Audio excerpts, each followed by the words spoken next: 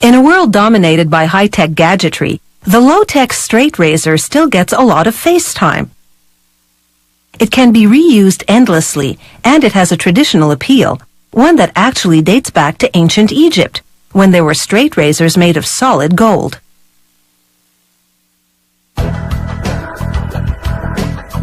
Shaving with an unguarded, super-sharp knife has always been for the tough guys. To use it, a man needs a steady hand and steely concentration.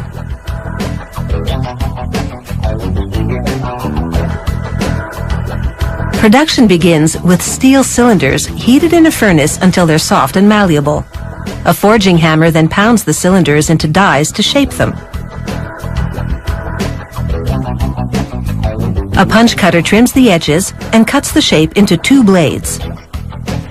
From a steel rod to a flat razor shape in just a few steps. The straight razors are then fed to another die, one at a time. A weight forces the razor into the die, a process which both improves the shape and condenses the metal to strengthen it. Next, a worker dips a rack of about 50 blades in graphite powder, followed by molten lead. The lead adds more strength to the steel. He knocks off the lead, which slides off easily because of the graphite undercoat. The razor blades catch fire as he immerses them in oil to cool them.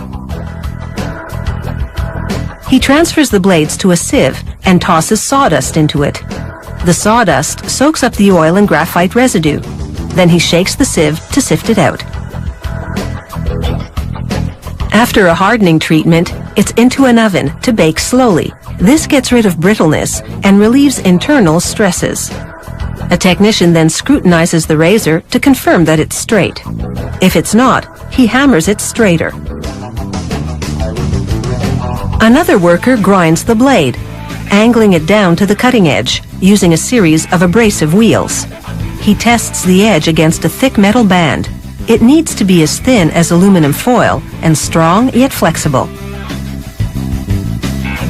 The next worker brushes asphalt lacquer onto the blade and upper part of the handle or tang. This coating prepares the surface for laser etching.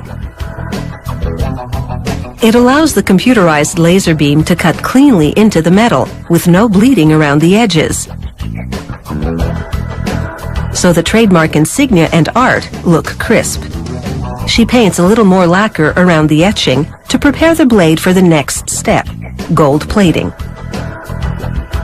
She dips the blade in a mix of water and gold and runs a current of electricity through the mix.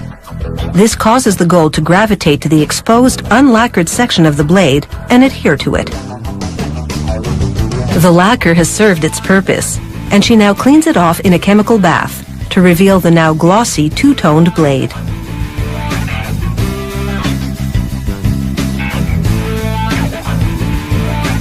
Next, she sandwiches the tang of the razor blade between the 2 plastic parts of the handle, using a long pin to hold everything together.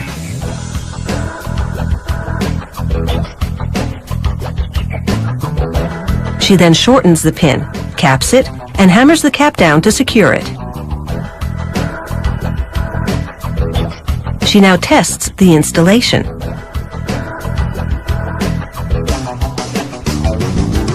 The next worker grinds the entire blade against a slightly concave abrasive wheel, further sharpening it while maintaining the sloped profile. She then hones the cutting edge against a whetstone, tests it against a cow horn, and then hones it again.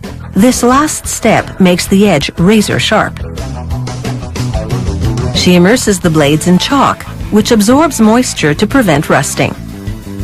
She now strokes the cutting edge against a leather strap. This is called stropping. It gives the blade its final polish.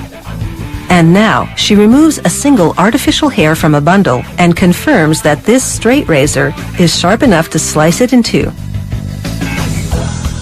It takes a total of 80 different steps to manufacture a straight razor. We've just shown you the highlights.